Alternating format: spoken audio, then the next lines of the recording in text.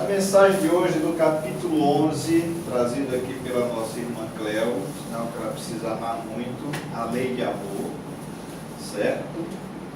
Aonde os Espíritos amigos, porque é instruções dos Espíritos, vai colocar aqui que o amor resume a doutrina de Jesus toda inteira, visto que esse é o sentimento por excelência, e os sentimentos são os instintos elevados à altura do progresso feito. Em sua origem, o homem só tem instinto. Quando mais avançado e corrompido, só tem sensações. Quando instruído e depurado, tem sentimentos. E o ponto delicado do sentimento é o amor, mas não o amor no sentido vulgar do termo, mas esse só interior que condensa e reúne em seu ardente foco todas as aspirações e revelações sobre-humana. A lei de amor substitui a personalidade pela fusão dos seres, extingue as misérias sociais. Ditoso aquele que, ultrapassando a sua humanidade, ama com amplo amor os seus irmãos em sofrimento. Ditoso aquele que ama, pois não conhece a miséria da alma nem a do corpo. Tem ligeiros pés e vive como que transportado fora de si mesmo. Quando Jesus pronunciou a divina palavra amor, os povos sobressaltaram-se e os mártires ébrios de esperança desceram ao cimo. E o Espiritismo, a seu turno, vem pronunciar uma segunda palavra do alfabeto divino. Estai atento, pois que essa palavra ergue a lápide dos túmulos vazios e a reencarnação, triunfando da morte, revela às criaturas deslumbradas o seu patrimônio intelectual. Já não é o suplício que ela o conduz o homem, conduz a conquista do seu ser, elevado e transfigurado. O sangue resgatou o espírito, e o espírito tem hoje que resgatar da matéria o homem. Esse é o papel da doutrina espírita, reeducar o espírito aqui reencarnado, resgatar dele mesmo para devolvê-lo num patamar consciencial mais amplo, mais pleno dessa realidade interexistencial. Tirando do instinto e entramos nas sensações, que é o momento que vivemos. E precisamos sair desse momento de sensações para adquirir o amor fraternal, o amor solidário, o amor solícito, que faz com que você transponha a barreira da sua humanidade, transcendendo para a sua condição de espírito imortal, compreendendo a nossa realidade existencial. Essa é a mensagem, né, da lei de amor, amar o próximo como a si mesmo. Bem, eu agora passo a palavra ao nosso irmão Rogério. Você terá uma hora, meu irmão, a partir da sua fala. Que Jesus e os Espíritos amigos a inspirem. Tudo de bom para você. Se quiser apagar a luz para ficar melhor, que pode. Vamos lá. Veja aí. Vou ficar por aqui, porque ainda todo mundo vê direitinho. Meus irmãos, que a paz do Mestre Jesus esteja em nossos corações, que eu possa ter o meu verbo tranquilo e harmônico, para que possa chegar aos seus ouvidos e que te possa cumprir os objetivos da noite de hoje, que é o estudo. Na nossa casa de renovação, nós não fazemos palestras, nós não fazemos seminários, nós fazemos estudos.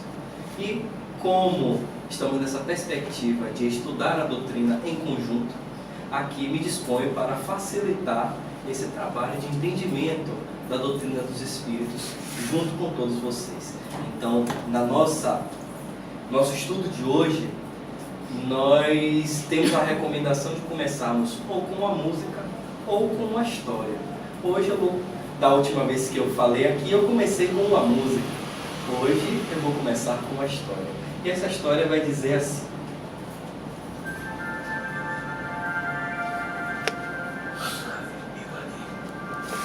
Dá para ouvir?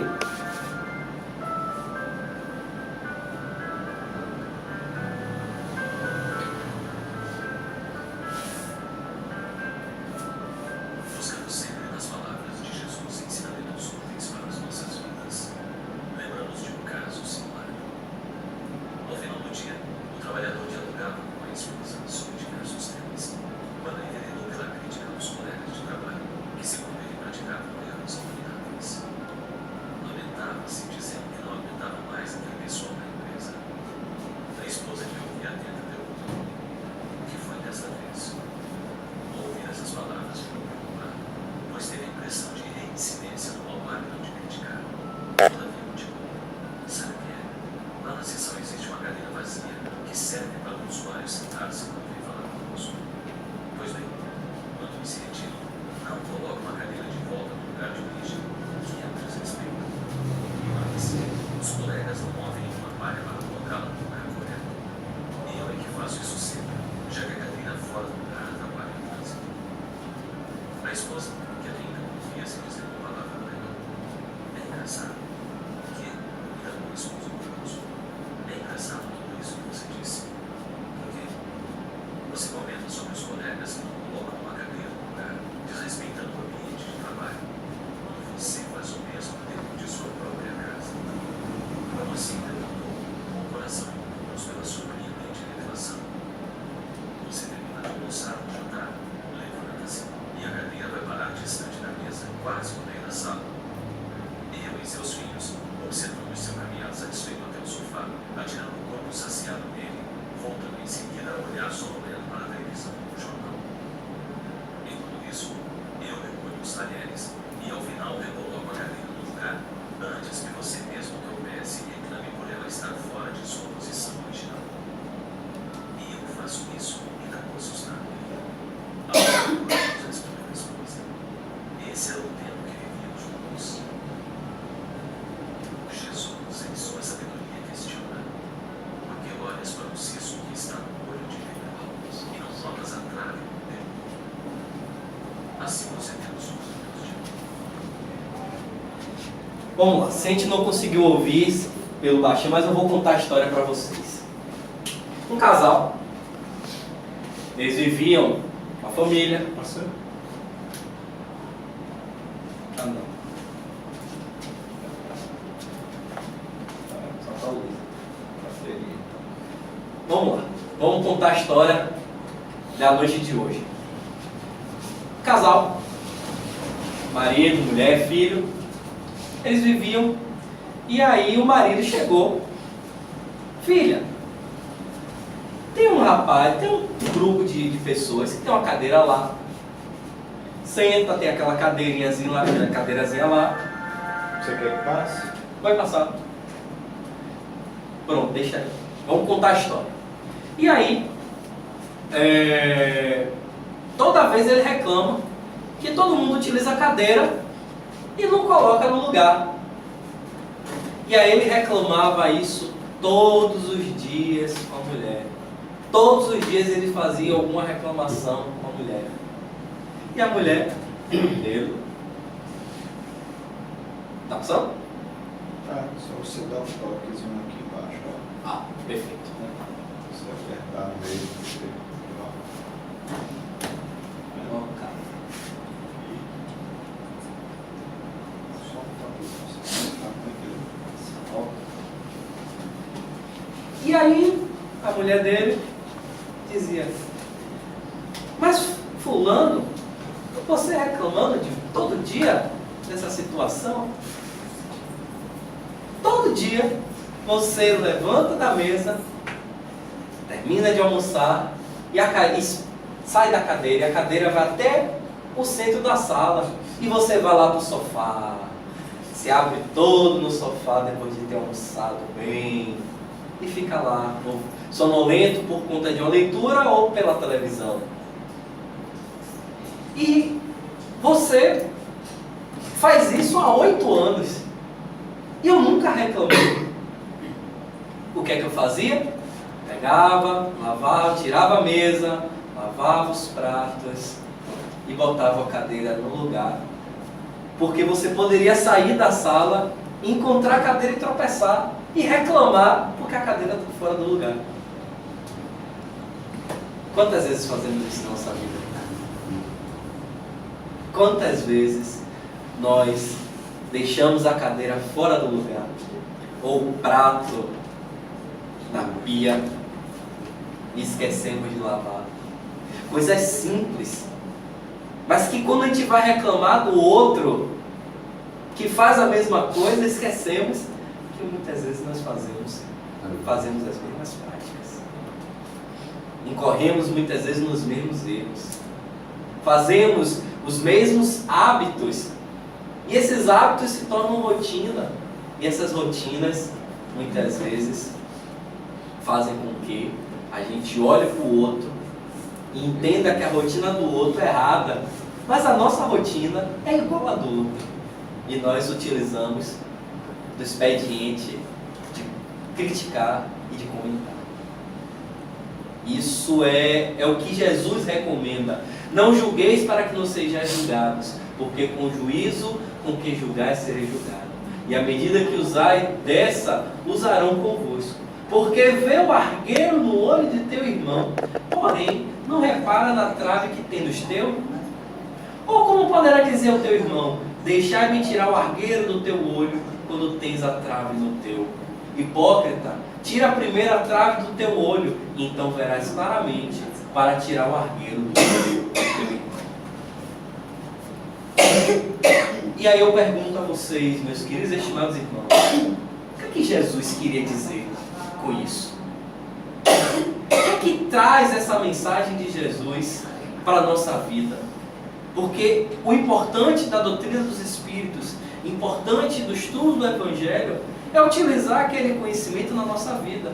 Porque não adianta a gente estar aqui teorizando e sem fazer dela uma prática. Até porque o próprio ensinamento de Jesus vai dizer isso. Quando ele diz, tirar o argueiro do olho, mostrai primeiro que você tem o seu, tire o seu primeiro, para depois fazer com que o outro tire o cisco. E aí nós vamos ver em todo esse ensinamento, isso aqui, ó. Jesus. Olha como a gente age muitas vezes. Meu irmão, minha irmã. E aqui, ó. Um facão, uma espada e um tacape. Na primeira oportunidade que a gente tem, o que é que a gente faz? Puf! Na cabeça. Toma ela martelada. Ou corta o irmão, faz um comentário tão cortante da vida dele, que o outro irmão se sente assim quando sabe, quando vê. Mas fulano falou de mim. A gente toma um choque muitas vezes, né? Porque muitas vezes nós utilizamos disso aqui, meus irmãos.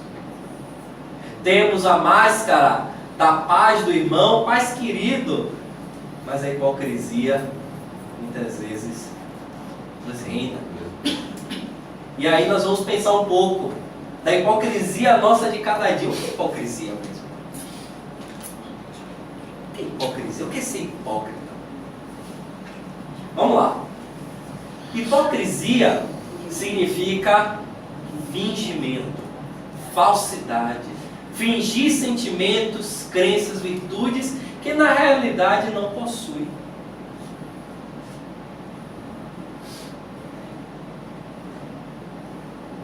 Fingimento, falsidade, fingir sentimentos, crenças, virtudes que na realidade não se possuem. Quantas vezes nós fomos hipócritas conosco mesmo e com os outros? Quantas vezes alguém já ouviu aquele do garganteiro de contar a vantagem, de mostrar aquilo que ele não é, de não ser autêntico na sociedade, de utilizar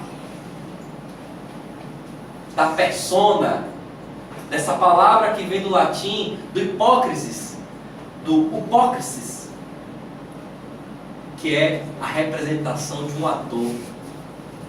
O hipócrita, ele é um ator. Ele finge aquilo que ele não é. Ele encena um fato, ele encena para a sociedade o que ele não tem condições de fazer e de falar. E aí muitas vezes nós utilizamos disso conosco, nos nossos meios sociais. Vemos as pessoas utilizarem de forma larga. E o nosso telhado muitas vezes é de vidro, meus irmãos. E muitas vezes nós queremos jogar a nossa pedrinha do outro, sem observarmos, sem fazer as nossas reflexões sobre como comportar no dia a dia. E aí essa palavra que significava a representação de um ator, atuação, fingimento no sentido artístico. O hipócrisis. Hoje, moralmente, nós estamos falando daquele que é fingido, que é falso, que finge virtudes que não possui. E Jesus vai falar justamente dessa categoria. Dessas pessoas, nós, que muitas vezes utilizamos das nossas máscaras sociais. Quantas máscaras eu tenho? E quantas máscaras eu preciso utilizar num único dia? Nós já paramos para pensar nisso. As quantas máscaras eu terei que usar na minha vida? E o tempo que eu estou perdendo em utilizar ela, ao invés de utilizar a minha realidade. O meu ser, enquanto pessoa, enquanto espírito. Muitas vezes eu quero fingir. E finjo. Uma virtude, uma situação pessoal. Quantos a gente vê aí que utilizam? Eu tenho mundos e fundos, nada. Não tem nada. Eu tenho conhecimento sobre isso e isso, quando vai apertar, sai nada. Nós vemos isso na nossa sociedade a larga escala, porque ainda utilizamos desses expedientes da hipocrisia nossa de cada dia. Quem são os hipócritas? Olhem o que os espíritos vão dizer. Não sou eu que estou dizendo, não. Kardec. Os espíritos hipócritas são quase sempre muito inteligentes. O hipócrita, ele tem uma inteligência fantástica. Porque só o fato de ele criar uma persona, ele é inteligente. Mas nenhuma fibra sensível possui no coração. Moralmente, ele é um falido. Nada os toca. Simulam todos os bons sentimentos para captar a confiança. E felizes se sentem quando encontram todos que aceitam como santos espíritos. Ele está falando, Kardec está tratando aqui dos espíritos desencarnados. Mas vamos trazer para a nossa realidade aqui encarnada. Quantos a gente encontra nesse patamar de inteligência, de utilizar de expedientes para enganar, para ser leviano? Pois que é possível lhes toca governá-lo à vontade. O nome de Deus, longe de lhe inspirar o menor temor, serve de máscara para encobrir suas torpezas. Quantos? Não preciso dizer nada, porque a sociedade e os jornais estão aí. Utilizam desses expedientes em nome de uma fé para tratar e para captar.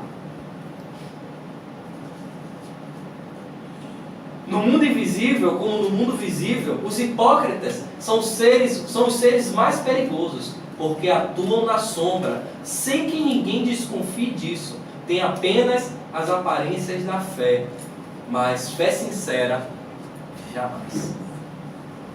Então, meus queridos irmãos, Kardec, os espíritos, vai nos dizer quem são esses espíritos hipócritas. Como nós devemos identificá-los eles. São espíritos inteligentes,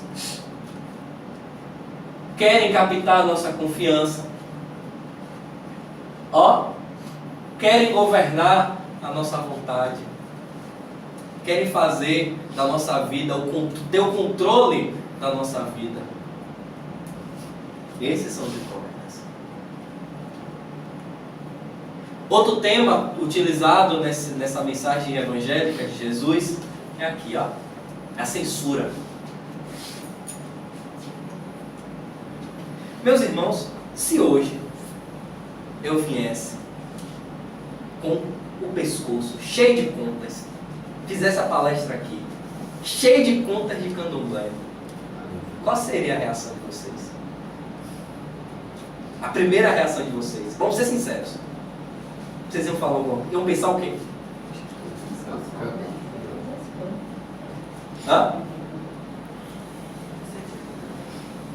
Vocês iam ficar baratinados?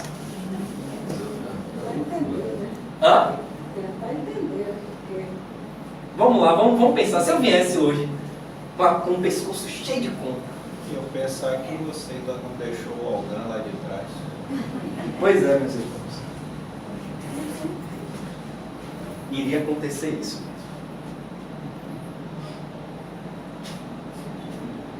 Eu ia fazer a palestra hoje cheio de conta para perguntar no final a vocês o que é que alguma coisa de errado, para justamente dispensar as nossas censuras, os nossos julgamentos. Rogério, você, o espírita, fazendo a palestra cheio de conta. Alguém ia pensar. Alguém ia pensar. Eu pensaria, estou sendo sincero, eu pensaria, meu Deus, um espírita, vinha um centro espírita cheio de conta, para fazer uma palestra espírita.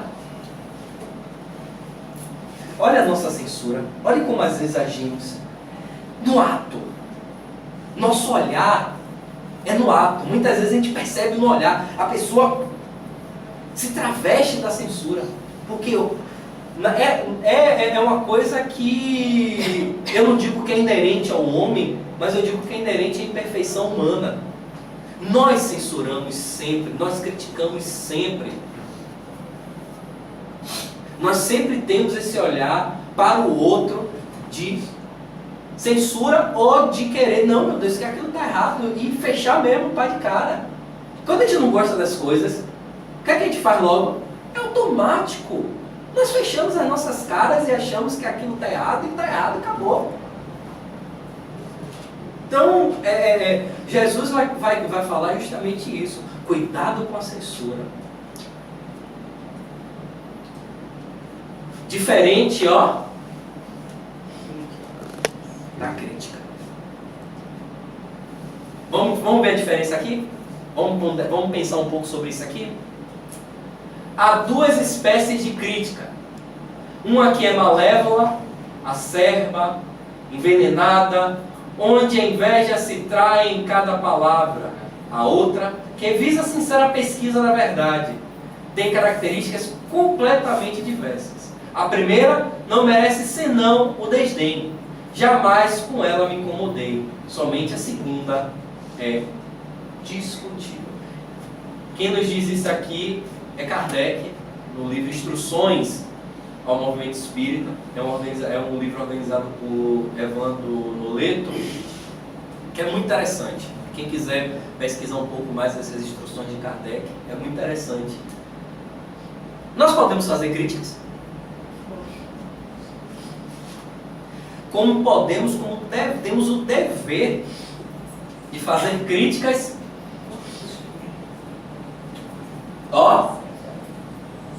que visa a sincera pesquisa da verdade. Críticas construtivas. Com afã e o desejo de fazer com que o irmão cresça, que as pessoas se desenvolvam. Aqui está a crítica, no seu aspecto positivo. E aí nós vamos mudar da crítica do aspecto positivo para a crítica no seu aspecto negativo, que é malévola, que é envenenada, onde a inveja se trai em cada palavra. É a censura. Eu acho que está errado a escrita, mas eu acho que está errado, povo? Muito bem. Muito bem. Alguém está criticando? Critique. Eu faça a crítica construtiva. Rogério, na próxima vez, construa seu slide olhando a palavra. Hoje nós estamos no padrão da crítica e do estudo. Faltou o entre. Muito bem. Eu poderia dizer.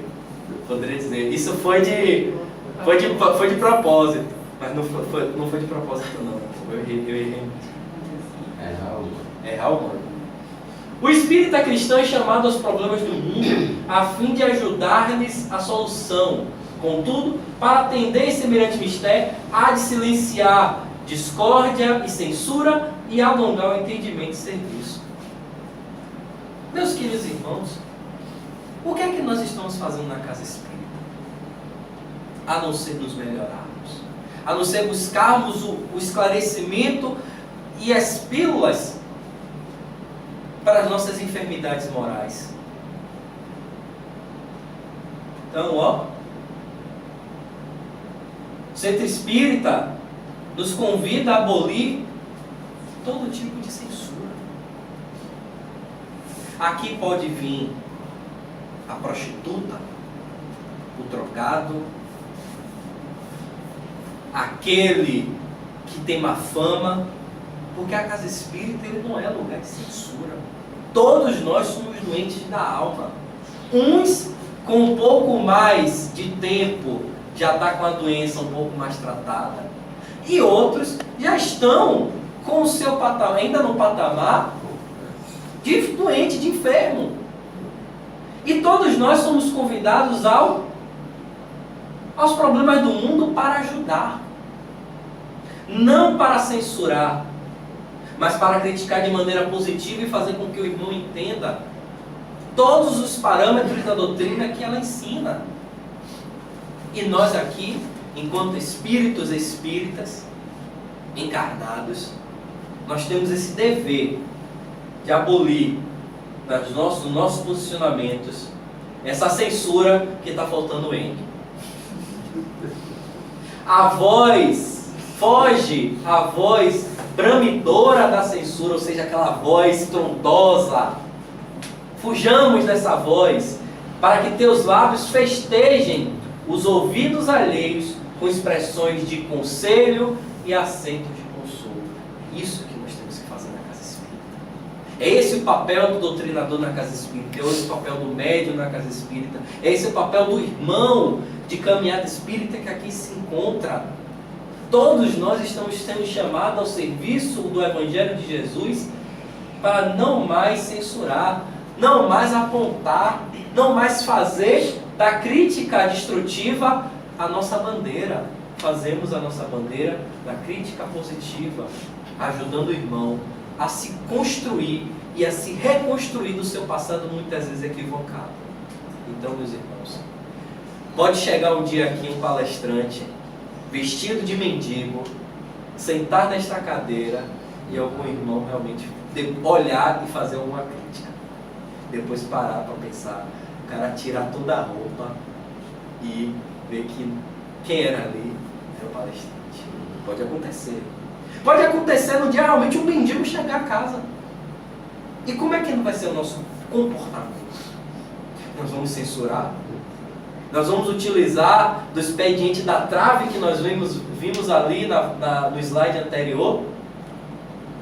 Querer tirar o cisco dele enquanto nossa trave está ali, enorme, fechando os nossos olhos para um irmão de caminhada que precisa de acolhimento?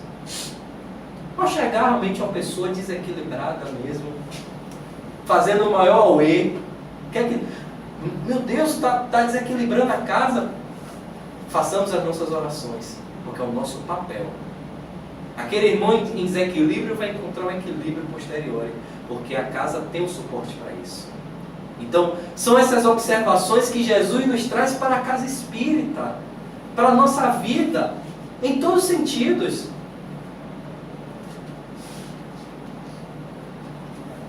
Outro ponto bem abordado nesse ensinamento de Jesus, os nossos julgamentos.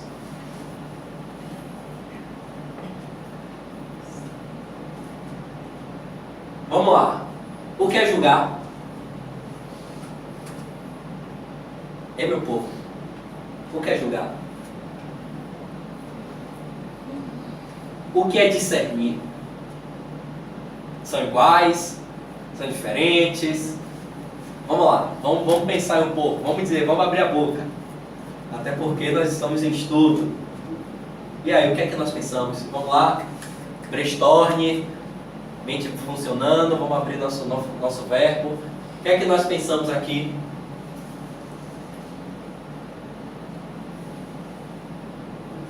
Quer julgar, meu povo? O gato comeu a língua.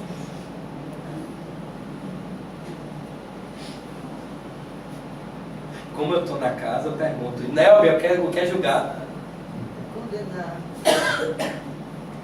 Eu acho que julgar também é você analisar uma pessoa, um ato, baseado nos seus argumentos, na sua bagagem, que você vê o mundo, a maneira como você encara a sua realidade também. Aquele olhar seu, baseado no que você já possui de conceitos, de ideias. Você julga ou Parte você de vai você. discernir? Pronto, aí quem tiver. O discernimento é quando você é baseado nas suas ideias, que você acredita, né? Aquilo que você já tem como. Só tô jogando, não tô falando nada, né, meu povo? O irmão tá aqui expondo o posicionamento dele. Para ter uma ideia, eu sou espírita. Então, quando eu discuto com alguém alguma coisa relacionada à religião, eu sempre tenho a base em mim o espiritismo. Isso é um discernimento. Tá? Mais Quem ou mais? menos assim. Quem mais aí, meu povo? Quer julgar, quer discernir? Eu estabeleci o seguinte comparação: o julgamento é mão de ferro, o discernimento é mão de luva. Olha, poético, meu irmão. Sabedoria de um preto velho. Sabedoria de um preto velho. Não, me permitam corrigir. Afrodescendente da terceira idade. Obrigado. Bom, meu povo, olha só as concepções interessantes, né? Vamos lá. Questão 63 do livro O Consolador. Considerando a determinação positiva do não julgueis, como podemos discernir do mal sem julgamento? Entre julgar e discernir, há sempre grande distância. O ato de julgar, para especificação de consequência definitiva, pertence à autoridade divina. Porém, o direito da análise está instituído para todos os espíritos, de modo que, discernindo o bem e o mal, o erro e a verdade, possam as criaturas traçar as diretrizes do seu melhor caminho para Deus. Aí eu pergunto, Emmanuel, no seu posicionamento, ele vai dizer que julgar só cabe a Deus. E eu vou um pouco mais além também. Além de Deus, esse julgamento de Deus que ele coloca aí é a nossa consciência. É a nossa consciência. Indiretamente Deus por conta da lei. A lei ela vai se cumprir e o julgamento vai ser eu, com a minha consciência, fazendo com que eu pense se aquilo está certo ou errado, se é bom ou mal. Mas só cabe isso à autoridade divina, esse julgamento. A mim cabe discernir. Discernir sobre o bem, o mal, o erro, a verdade, o certo, o errado, para que eu possa traçar diretrizes da minha vida. Não a diretriz da vida do outro. Porque ao outro cabe a sua consciência e o seu patamar de evolução traçar a sua vida. Não me cabe fazer esse discernimento pelo outro. Até porque, se eu for fazer isso, eu estarei vivendo a vida do outro e não a minha. Vamos lá. Diante dos que desvariam na crítica, observa a facilidade com que te entrega aos julgamentos irrefletidos e pondera que serias igualmente compelido ao braseiro da crueldade, não fosse algum ligeiro dístico da prudência que consegues mentalizar. Como nós somos levados ao julgamento tão fácil, né, meus irmãos? É fácil julgar, né? É fácil. É fácil me travestir de uma toga e apontar os erros do outro. Mas será que é fácil apontar soluções? Porque criticar todos nós vamos saber. Julgar nós vamos saber. Fazer críticas negativas nós vamos saber. Mas será que nós temos a disposição de querer ajudar o outro? Quando você diz assim, você fez a pergunta, foi? O que é julgar? E aí você pergunta atrás. Gato, meu amigo? Como se você tivesse a certeza que ninguém soubesse o que seria. Ninguém tivesse uma ideia do que é julgado. Já é um julgamento. Já é, né? Por isso que eu perguntei, cara, minha língua. Foi. Mas às vezes a gente fica meio acanhado de participar da... A gente fica muito tanto reflexivo nos momentos. E é muito interessante isso, porque a casa espírita precisa desse diálogo. Nós precisamos pensar e dialogar nos momentos de doutrinário, nos momentos de estudo. Às vezes o palestrante ele está naquele raciocínio ótimo, vamos pensar, mas eu acho que o momento doutrinário, o momento desse, é um momento que você participa, de você trocar ideias, para que você reconstrua o seu pensamento. Eu posso ter um pensamento errado sobre o julgamento. E aqui eu expondo isso, eu expondo o que eu acho, eu vou estar aqui, eu não sou dono da verdade. Até porque a verdade é um estágio que Jesus colocou para ele. Eu sou o caminho, a verdade e a vida. Então, a verdade estará dentro dos ensinamentos que nós estamos aqui para esclarecer e construir. Essa é a nossa verdade. E quando você coloca isso aqui para o público, quando você discute isso, discute a doutrina, é um momento de você desfazer dessas coisas que são cristalizadas. Por isso que eu peço muito aos irmãos que falem, que critiquem. Até porque tem Edson, tem meu irmão João, tem Nelber, tem os outros irmãos aqui que já têm uma caminhada espiritual muito maior do que eu, e outros que podem complementar também, porque nós estamos aqui para um ajudar o outro e estudarmos a doutrina. Então, quando a gente coloca aqui, observa a facilidade com que te entrega os julgamentos irrefletidos. Sempre acontece isso. Parece que é automático na nossa vida a gente ter um ponderamento de julgar o outro, de julgar situações, quando na verdade nós deveríamos fazer o contrário, deveríamos discernir as situações e trazer aquelas situações para a nossa vida. Como eu questionei aqui, meu Deus, como é que vocês trariam eu entrar aqui cheio de conta, cheio de balangandã? É uma situação. Imagine se vamos mais a fundo. Se uma mãe de santo viesse assistir uma doutrinária aqui, qual seria o nosso comportamento?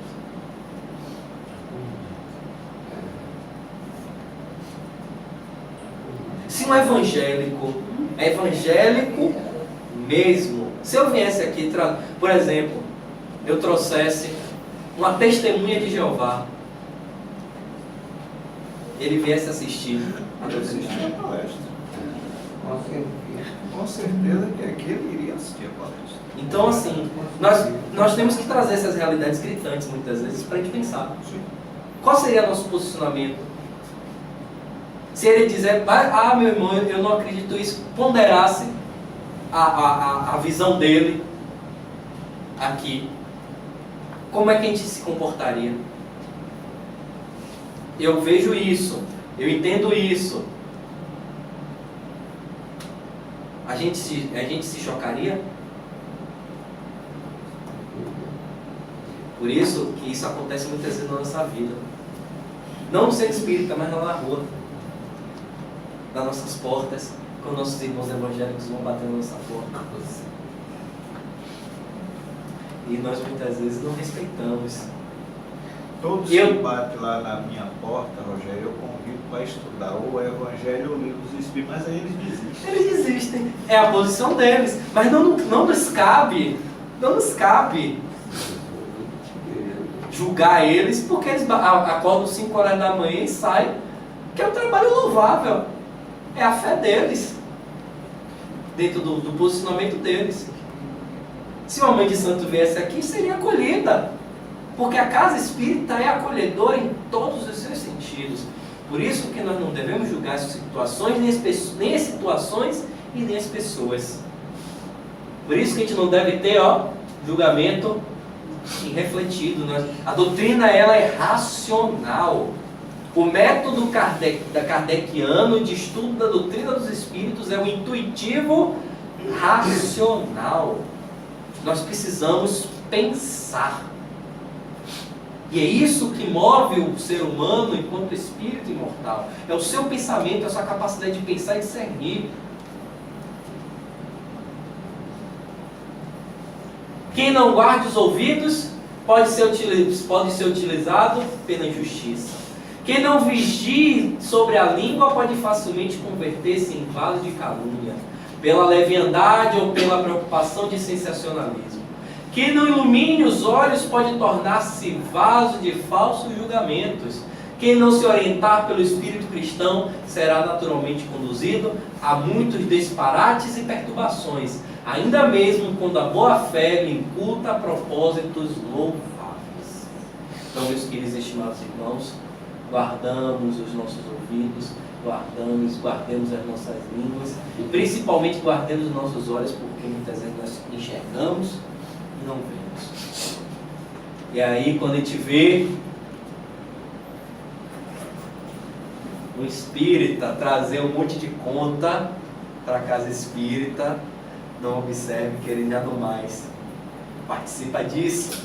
Para mim, são adereços louváveis de uma religião, que eles acreditam no poder daquilo, daquele objeto, é sagrado para eles, e nós devemos respeitar. Como os espíritos também são respeitados nas nossas casas espíritas, quando vem a mediúnica, quando vem enchevetado, o doutrinador, o que é que ele vai fazer? Ele vai convidar aquele espírito para uma reflexão. Se ele quiser ficar na casa espírita, ele vai ficar, vai ser conduzido. Mas se não, a casa espírita, e os irmãos vão dar o destinamento dele para onde ele bem entender. André Luiz fala isso muito claro no nosso lar, em outras obras também. Ele fala desse tratamento que dá aos espíritos, assim como somos espíritos, somos nós encarnados, porque somos espíritos, numa condição diferente. Então, vamos guardar os nossos ouvidos para que eles não possam ser utilizados. Ouvir é uma coisa engraçada. Deus, ele foi muito sábio. Ele deu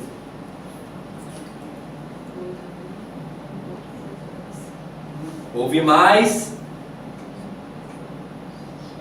enxergar mais para discernir, amar menos.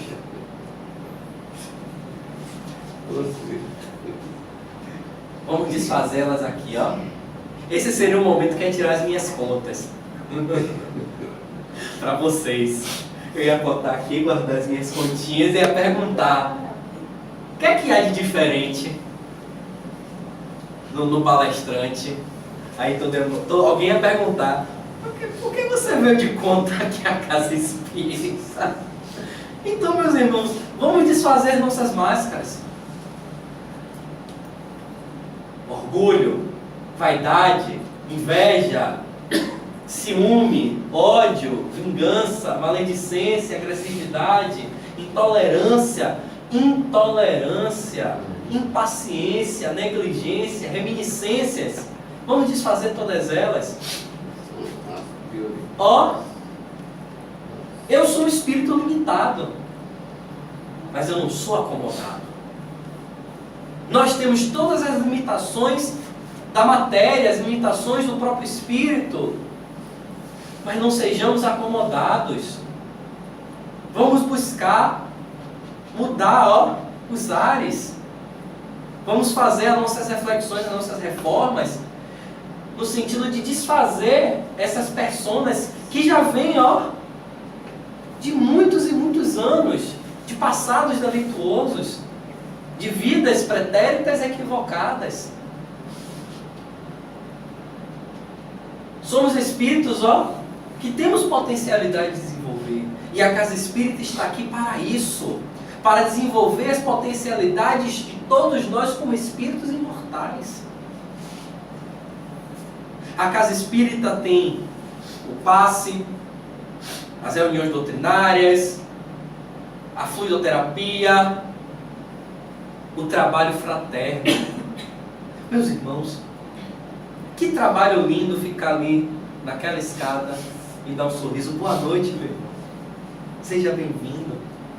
Quantos nós entramos aqui e não sorrimos para o irmão? A gente já sorriu hoje para o irmão? Já sorriu? A gente já deu uma boa noite calorosa e dizer, meu irmão, boa noite. Que a paz do Cristo esteja contigo. Ou a gente às vezes chega com a cara de jegue deste tamanho. Boa noite. E senta. Jegue com dor de barriga. Hã? Jegue que comeu capim estragado. Comeu um aipim estragado. Um capim estragado. Ó. Ó. Gente, o Espiritismo é alegria. É a alegria do cristão renovado. É a alegria do ser que quer se transformar. Vivamos o Espiritismo da sua forma mais tranquila, mais serena, alegres, vamos sorrir mais, vamos desenvolver essas potencialidades que a Casa Espírita nos dá. O trabalho edificante. Edson está aqui com o trabalho social dele, com o grupo do centro. Vamos colar.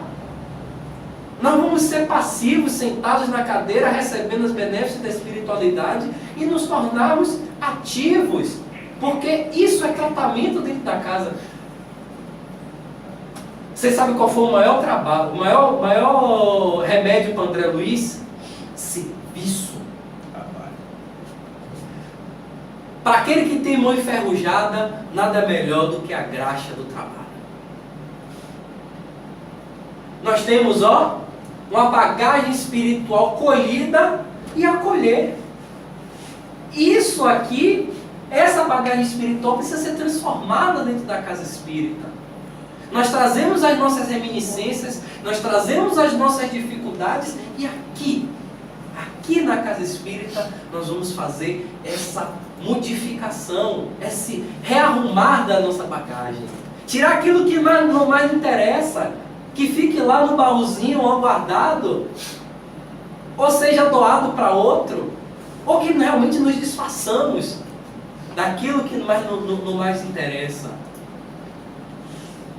Porque é isso que vai fazer com que a gente tire essas personas tão perigosas que nos trazem hipocrisia de frente. Ser autêntico e verdadeiro comigo mesmo e com os outros. Maria Modesto Cravo, o outro lado da transição planetária, nos fala de uma tribuna, do ser autêntico, onde os espíritos dizem o que foram, o que fizeram de ruim, abrem o seu coração. Vamos ser sinceros e verdadeiros conosco mesmo e com o irmão.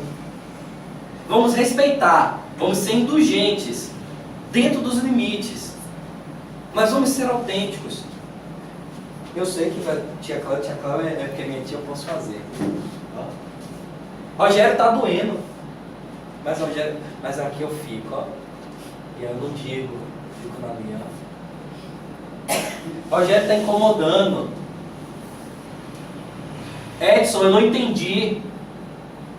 Repita aqui.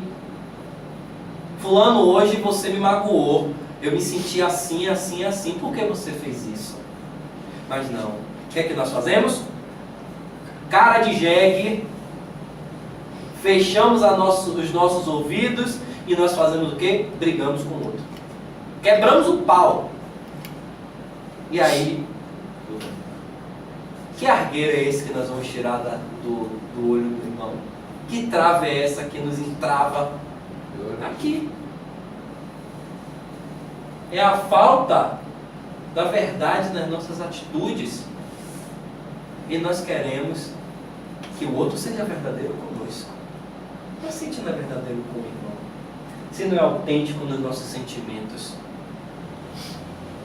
E aqui é a grande chave que Jesus nos dá nessa palestra, nessa lição evangélica do argueiro e da trave do olho. Ser autêntico e verdadeiro consigo mesmo e com os outros.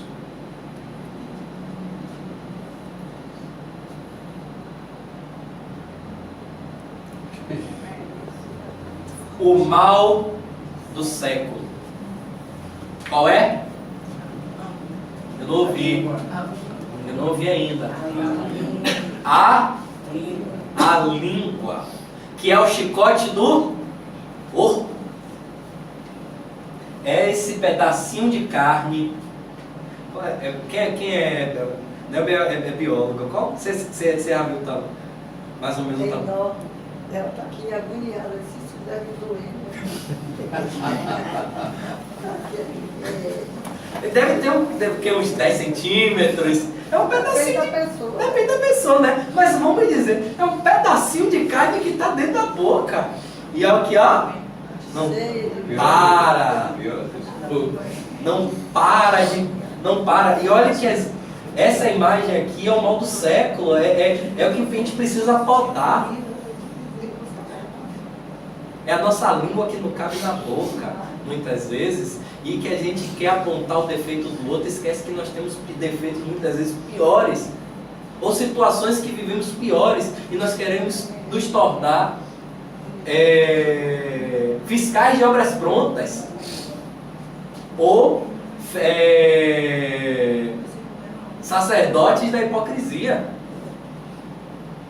Queremos levar aquela palavra e não refletimos sobre isso aqui, ó, sobre esse mal do século.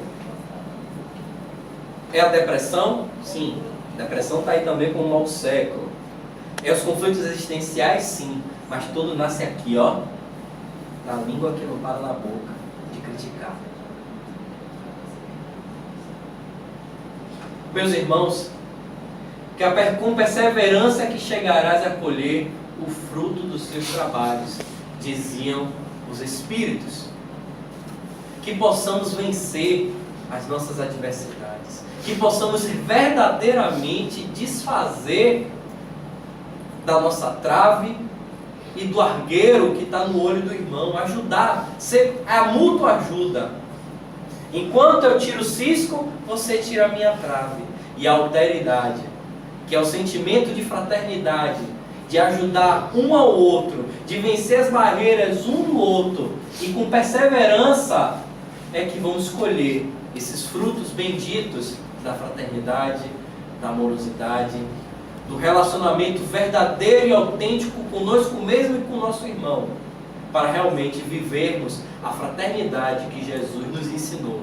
Que possamos, sim, viver esse Evangelho dentro dos limites que a nossa encarnação e o nosso momento permite, porque só conhecerás o verdadeiro espírito cristão pelo esforço, pela perseverança, pelo momento de você dizer: basta, eu quero mudar, eu quero sair do estágio de doente para o estágio de auxiliar, que ainda está doente, para chegar ainda mais à frente, o estágio de um médico, que vai ajudar outros espíritos a entender e a compreender o seu estágio. Que possamos refletir, meus irmãos, sobre tudo isso que está esta noite, que foi posto. Que possamos tirar das nossas vidas esse sentimento de crítica, de rancor, de julgamento. Todos esses sentimentos que não mais nos pertencem. Eu não quero mais isso. Hoje eu estou dando um basta, eu não quero mais isso. É o meu querer. E o meu querer é soberano, a minha vontade é soberana. Porque no momento que eu quero, que eu posso, o próprio Cristo diz: se podes, porque sois deuses, e pode fazer muito mais do que eu fiz. Muito obrigado, meus irmãos. Que a paz do Mestre Jesus esteja em nossos corações, que eu possa ter sido esse facilitador na noite de hoje. E eu deixo as perguntas para os universitários, porque eu ainda estou na caminhada como aprendiz. Muito boa noite, meus irmãos.